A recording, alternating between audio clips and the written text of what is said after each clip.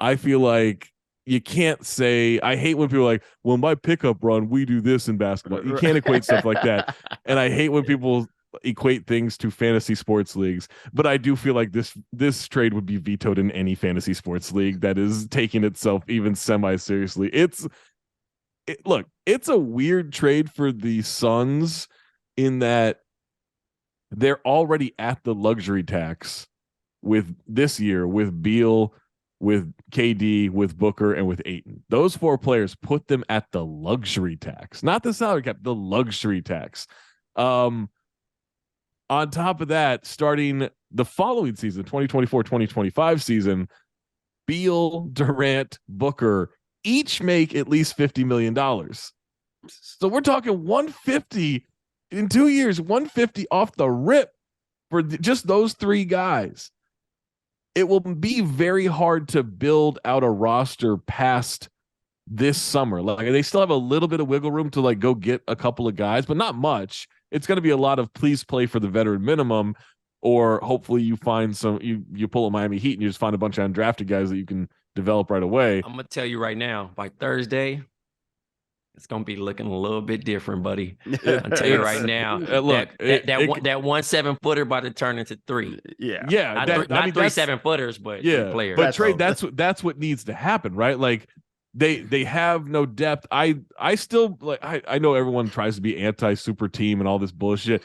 I just think you're dumb. If you're like, oh, super teams can't work, yeah, they can. You just need everyone to buy in, and you need to stagger minutes. I actually think Beal and Booker complement each other well. I don't think people realize how much of a playmaker each of those guys have been for like 5 seasons, right? Like they're not but they're gonna run the offense through any of those 3 guys. You can make that work, that balance. The problem is filling out that roster.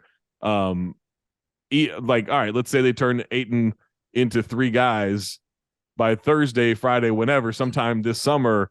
All right, so they got 6. Right. There's still not a lot of guys, right? But so they're gonna bring back Landale, Craig. Yeah. Campaign, he might be out of there. He's got a non-guaranteed. The guys who are sorry, Campaign, if you secretly listen to this in the playoffs this past year, right? Like, yeah, no, I'm telling you. Listen, listen, and hey, Torrey Craig battled. Don't Torrey do Craig was okay. Torrey Craig battled, man. He battled. I ain't gonna get nobody in trouble. I'm gonna shut my mouth, but yeah, just know it don't win championships though. I'll say that. Yeah. I'm personally out on getting a 3rd star. I'm more on give me 2 good guys and just fill it out with the roles and needs. I just don't know. That's what I'm rolling with. I just don't know if can you have 3 stars where it's all offense, right? Book can defend and KD can defend, although I just like his body holding up. That's the concern at this point, right? But that's 3 dudes of offense. Like for me, Beal's body holding up as well. That's true. For me, I love going all offense. But that's my style of what I like. I'm not saying that's a good style for winning a championship, but it's just, man, it's a bold move. Matt Ishbia has made 2 bold moves as the new owner of the Suns, and we'll see where it goes, Mo. I mean, it's first off, this screams Isaiah Thomas. This screams Isaiah Thomas all over it on the trade. Let's just load up on all this offense.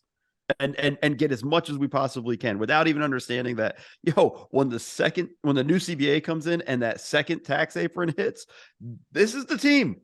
They have really no ability to sort of add players after that. Everybody's going to have to take the 1.6 vet minimum. Good luck with that, with all of those things. And then the other thing too, with like 3 really good players. I think it's 2.1.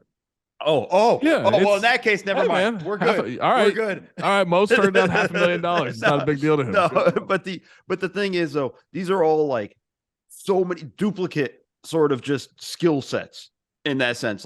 Nobody's there's a really solid defender that you feel confident with. They don't have anybody that can really guard the super quick guards whenever Ja Morant gets out there, Shai Gilgeous-Alexander and those types of guards that they're going to have to deal with, De'Aaron Fox, and just in the West. And I feel like this is just one of those things. It's a weird trade because they didn't give up much at the same time. That's the thing. They gave up nothing. Nothing. Maybe that pick swap down the road fucks them, right? But they gave up nothing. We don't even know when the pick swaps are. Yeah. Right? Like, who knows? Well, that's why a lot of people were like killing this trade. They're like, oh, this is a bad combination, or whatever. I'm like, yeah, maybe, but they didn't give up anything.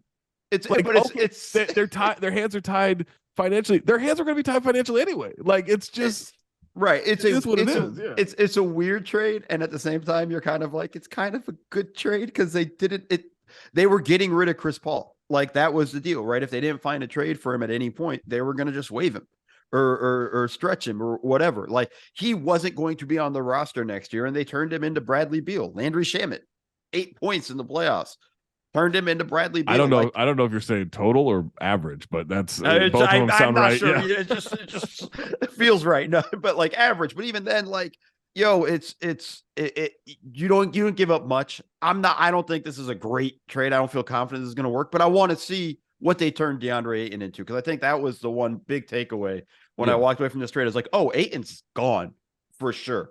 And then let's see how they build the rest of the roster out, because they got so many holes to fill. Just because you need other pieces. That's why Ayton's gone. Not necessarily because he wouldn't fit next to the other guys. I think he would. It's just you need more basketball players on this team who can play minutes in the playoffs too. You just need more of them. And I think two things are true while I see other people dissect this trade. One, Bradley Beal is getting totally overlooked here. I feel like his level of talent is pretty good, so high. Especially you turn Chris Paul, who was clearly on the decline and well into a decline. Yeah. And Landry Shamet, who's like nothing, to get Bradley Beal, who's 2 years removed from a 30-point per game season when he was just absolutely awesome. He's also very good off ball. Like Bradley Beal he's a great cutter. He's great off ball. He's a pretty good passer. I think he's going to fit better offensively next to those guys than a lot of people realize. Frank Vogel is going to have to convince somebody to take more threes somehow. Right.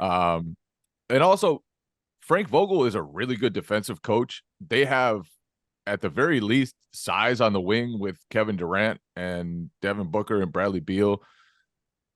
Athleticism on the wing with all those guys.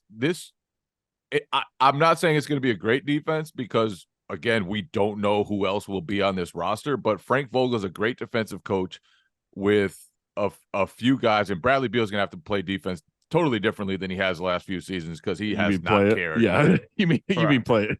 Well, he has not cared in Washington, and maybe a situation change helps him buy in on that side, and then you get a totally different Bradley Beal on that side, in which case he looks a lot different, but he needs to look a lot different because he has not cared in a while on that end of the court. But then as I also look at this trade, the second part of this is I don't know if I don't see them as like top tier title contender even after this trade, just because they have no depth.